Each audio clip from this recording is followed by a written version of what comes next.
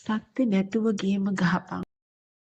ගොඩක් අය බලන් ඉන්නේ ඔයා වැටෙනකල්. හැබැයි කවුරුවත් දන්නේ නැහැ ඔයා නොපෙනී කොහොම නැගිටිනවද කියලා.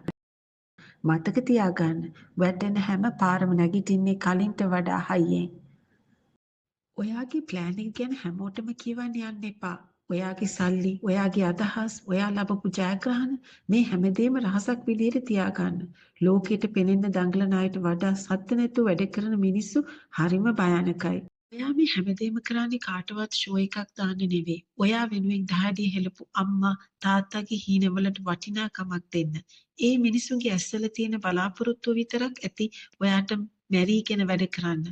ඉතින් සත්‍ය නැතු වැඩේට බහින්න. කවදා හරි ඔයාගේ සක්සස් එක මුළු ලෝකෙම ඉස්සරහා සත්‍යෙට කතා කරાવી. එදාට උදව් කරපු අයට වගේම hina වුණ අයටත් උත්තර ලැබේවි. ඇති කියෙව්වා අද ඉඳන් පටන් ගමු. තනි ගේමක් ගහමු.